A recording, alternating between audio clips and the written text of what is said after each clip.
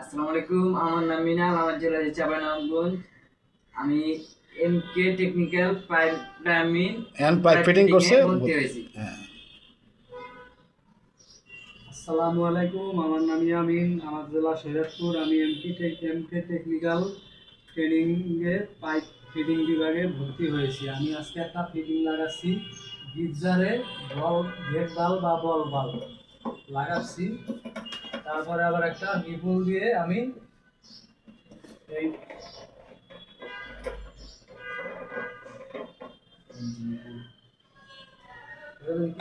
Lathe pipe বা leak pipe. এরপর আমি একটা লেদ পাইপ লাগাচ্ছি। এই গেট ভাল্বটা কেন দিলাম? যেন পানিটা বন্ধ করা যায়, অন অফ করা যায়। তাহলে প্র্যাকটিক্যালটা কি সহজ না কঠিন?